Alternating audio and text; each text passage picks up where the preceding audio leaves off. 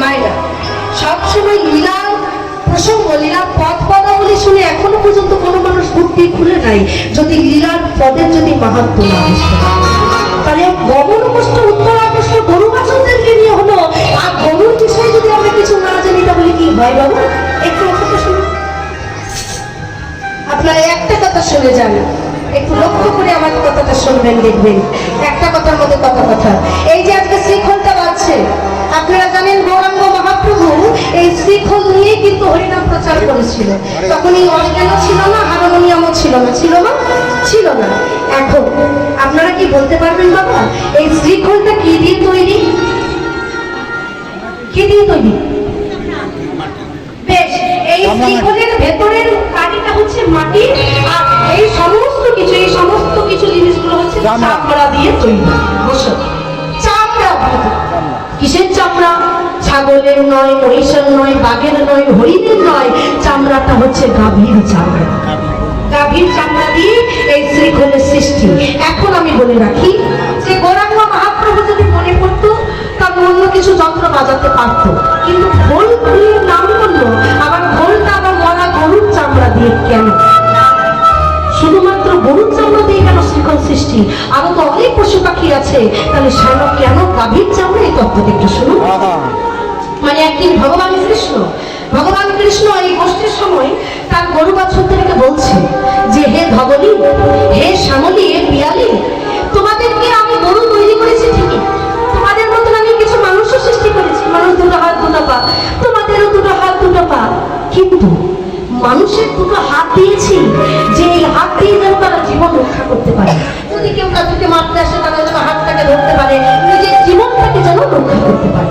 কিন্তু হে গাভী, তোমাদের দুটো হাত দিয়েছি কিন্তু সেটাও পায়ের সমান, তুমি কিন্তু হাত দিয়ে তোমাদের জীবন রক্ষা করতে পারবে না। তার জন্য আমি কি করলাম, তোমাদের হাত দিয়ে তোমরা জীবন রক্ষা করতে পারবে না বলে তোমাদের মাথায় দুটো শিং দিলাম। কেন? কারণ এই শিং দিয়ে তোমরা তোমাদের নিজের জীবন রক্ষা করবে। কেউ যদি তোমাদেরকে মারতে চায় তোমরা শিং দিয়ে আঘাত করবে। কিন্তু হে গাভী, তোমাকে এই শিং দেওয়া সত্ত্বেও আজও পর্যন্ত আমি কৃষ্ণ দেখলাম না যে তোমরা কোনোদিন কোনো মানুষকে আঘাত করেছো। কেন করো না? আমি তো শিং দিয়েছি আঘাত করবার জন্য, তাহলে করো না কেন? দেখো না আস্তে আস্তে তখন বৃন্দাবনে ধাবলি সাবলি গরু বাছুর বলছে, হে কৃষ্ণ, আমরা যে শিং থাকতেও মানুষকে আঘাত করি না, এই কারণ হচ্ছেন আপনি। এই শিক্ষাটা আমরা আপনার কাছ থেকে পেয়েছি। কৃষ্ণ বলছে কি শিক্ষা? প্রভু, আপনার কি মনে নাই যেদিন আপনি বাল্য লীলা করছিলেন, যেদিন পুতনা রাক্ষসী জলদূতে মহারাজ হংস বৃদ্ধ দিয়ে পাঠিয়ে দিয়েছিল আপনাকে মারবার জন্য, মনে আছে সেই দিনের কথা? কি বাবা মনে আছে আপনার? ওই পুতনা রাক্ষসী বিষ মাখানো দুধ খাওয়া। কৃষ্ণ বলছে হ্যাঁ মনে আছে। বলছে প্রভু, আরো ভালো করে মনে করুন, যখন আপনি পুতনা রাক্ষসীর বিষ দুধ পান করলেন, তখন পুতনা রাক্ষসী যখন মাটিতে পড়ে গেল, তখন আপনি তাকে কি বলেছিলেন? কৃষ্ণ বলছে আমার তো মনে নাই কি বলেছিলাম। প্রভু, আপনি সেদিন পুতনাকে বলেছিলেন যে হে পুতনা, তুমি আমাকে বিষ খাওয়াও আর অমৃতই খাওয়াও, তোমার দুগ্ধ যখন আমি মুখে নিয়েছি, দুগ্ধ পান সেই করাতে পারে সে মা হয়, তাহলে তোমার দুগ্ধ যখন আমি মুখে নিয়েছি, সে বিষ হোক আর অমৃতই হোক, আজ থেকে তুমিও একজন যশোদার মতন আমার মা। তাহলে কৃষ্ণ, হে দয়াময়, তুমি পুতনার মতো রাক্ষসী, ওই রাক্ষসীর বীজ দুগ্ধ পান করে তাকে মা ডেকেছিলেন। আর বলতে পারে সেই দিন থেকে আমরা শিক্ষা পেলাম যে আমরা গাভী, এই জগতে এমন কোনো ছেলে মেয়ে নাই যারা এই গাভীর দুগ্ধ পান করে না। সেই ছেলে মেয়েরাই যখন আমাকে আঘাত করছে, আমাকে মারছে, আমি কি করে শিং দিয়ে আঘাত করি? কারণ ওরা আমাকে মা মানুষ চাই, মা মানুষ। আমি তো জানি ওরা আমাকে সন্তান। আমরা তো জানি যে ও একদিন হলে বাবা দুগ্ধ পান করেছে, তাহলে যে মায়ের দুগ্ধ পান করেছে, মা হয়ে আমি সন্তানদেরকে আঘাত করি কি করে? কৃষ্ণ শুনে চমকে উঠল, চমকে উঠে বলছে, হে হে ধমনী, এখন আমার আফসোস হচ্ছে যে তোমরা পশু নও। পশু তো তারাই যারা মানুষের দেহ পেয়ে গোবিন্দর নাম করে না। পশু তারা নয় যারা পশু হয়েও গোবিন্দকে ভালোবাসতে জানে। হে গাভী, তোমাদের মনে এত ভক্তি, তোমাদের মনে এত বিশ্বাস, তোমাদের এই ভক্তি দেখে তোমাদেরকে আমি একটা এই বৃন্দাবনের মাটিতে দাঁড়িয়ে আশীর্বাদ করবো। কি আশীর্বাদ? না, আমি তো খুব তাড়াতাড়ি কলিকালে গৌর অবতারে যাচ্ছি, তাই গৌর অবতারে যাওয়ার সময় তোমাদের গরু, তোমরা গাভী, তোমাদেরকে তো নিয়ে যেতে পারবো না, কারণ তোমাদের একটা আয়ু আছে, তোমরা পশু, তোমাদের একটা আয়ু আছে, ওই আয়ুর মধ্যেই তোমরা থাকবে, তোমরা তাছাড়া দেহ রাখবে। কিন্তু যখন তোমরা দাপর যুগের শেষে দেহ রাখবে, যখন আমি কলিকালে চলে যাবো গৌর অবতারে, সেই দিন তোমাদেরকে এমন করে আমি ছেড়ে যেতে পারবো না। তোমাদের ভালোবাসি তো, তাই যেদিন তোমরা দেহ রাখবে সেদিন তোমার দেহের চামড়া থেকে আমি শ্রীফল নিবন্ধ সৃষ্টি করবো। এই যুগে বাজে বাজিয়ে দেখেছি ব্রজগোপীদের, আর কলিকালে তোমার মতো শ্রীফল বাজিয়ে রাখবো শত শত গৌর।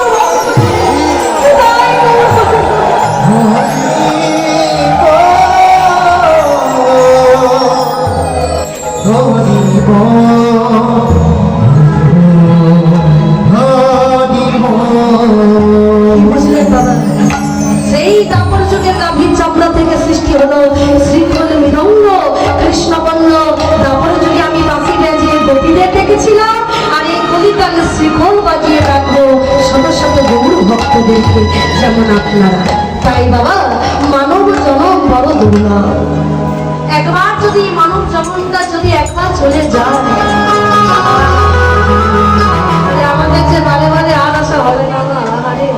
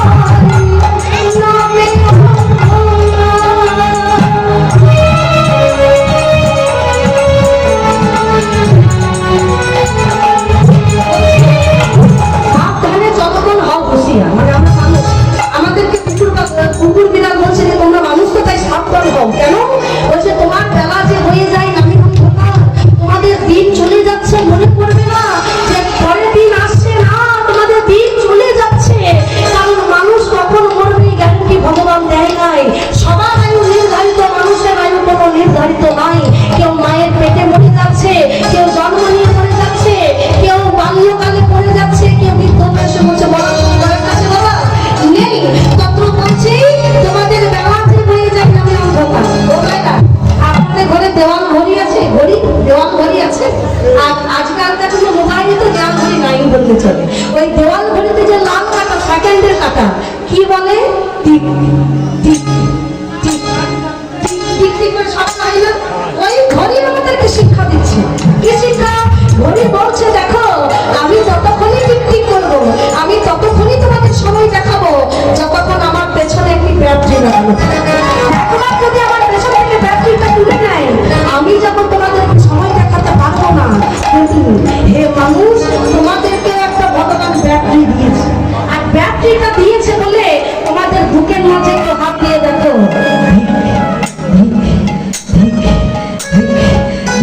এই ধিক ধিক করছে কেন? কারণ ভগবান ব্যাটারি দিয়ে রেখেছে। আর ব্যাটারিটার নাম কি জানো? ব্যাটারিটার নাম হচ্ছে আত্মা। যে আত্মা হচ্ছে ভগবানের চিরদিনের দাস, যে আত্মাকে ভগবান বড় ভালোবাসে, যে আত্মা কখনো জল দিয়ে ভেজানো যায় না, যে আত্মা কখনো পুড়ে ছাই হয় না, যে আত্মা আপনি যেদিনে জগৎ সৃষ্টি হয়েছে সেই দিনই আত্মার সৃষ্টি হয়েছে। শুধুমাত্র দেহের বিনাশ ঘটেছে, দেহ পুড়ে ছাই হয়েছে, কিন্তু এই আত্মা চিরদিন গোবিন্দ চরণে দাস হয়ে আবহারে চরণ হাউ খুশি হইয়া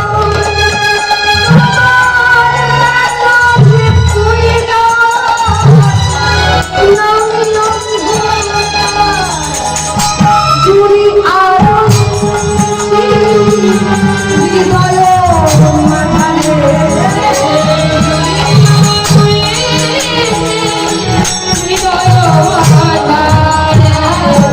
ভবা কহে, ভবা কহে, ভবা বাংলার গান বাবা। ভবা কহে চোখ মেলে চেয়ে বারে বারে